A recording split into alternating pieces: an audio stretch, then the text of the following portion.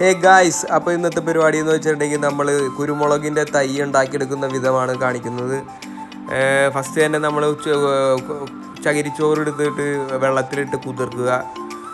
അത് കഴിഞ്ഞിട്ട് അതിൻ്റെ നമുക്ക് വളം ഉണ്ടാക്കിയെടുക്കണം. വളം ഉണ്ടാക്കാനായിട്ട് ഇവിടെ ഞാൻ എടുത്തേക്കണത് ആട്ടും കാട്ടവും കോഴിക്കാട്ടവും കൂടി ഉള്ള മിക്സാണ് അത് കഴിഞ്ഞിട്ട് നമ്മൾ കുറച്ച് ചകിരിച്ചോറ് ചട്ടിയിലിട്ട് വെച്ച് കഴിഞ്ഞിട്ട് അതിനകത്തേക്ക് കുറച്ച് വളം ഇട്ട് കൊടുക്കണം. അത് കഴിഞ്ഞിട്ട് നമ്മൾ അതിനകത്തേക്ക് മണ്ണ് ഇട്ട് കൊടുക്കണം, സാധാ മണ്ണ്.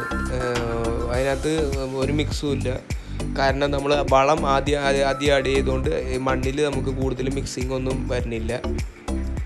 മണ്ണ് നമുക്ക് നിറച്ചിട്ട് കൊടുക്കാം. നിറച്ചിട്ട് കൊടുത്തിട്ട് ഈ തണ്ടുകൾ ഇതിനകത്ത് നേരിട്ട് കുത്തി വയ്ക്കണ പരിപാടി നമ്മളിവിടെ ചെയ്യണുള്ളൂ. അതിന് മുന്നായിട്ട് നമ്മൾ ഈ തണ്ട് സെലക്ട് ചെയ്യണ വിധം ഒന്ന് കാണേണ്ടതുണ്ട്.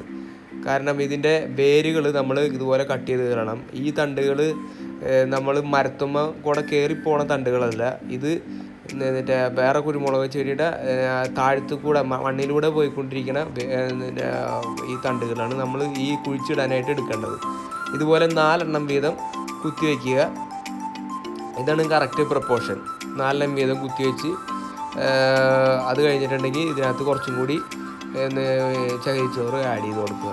അപ്പം മുകളിലും അടിയിലും നമുക്ക് വെള്ളം നിൽക്കാനായിട്ടുള്ളൊരു സെറ്റപ്പ് നമുക്കിവിടെ കിട്ടുന്നതാണ്. ഇത് കഴിഞ്ഞിട്ട് നമുക്ക് ഇതിനകത്ത് വെള്ളം ഒഴിച്ച് കൊടുക്കുക, നനച്ച് കൊടുക്കുക. ഒരു 10-20 ദിവസത്തിനുള്ളിൽ അത് വളർന്നു വന്നോളും.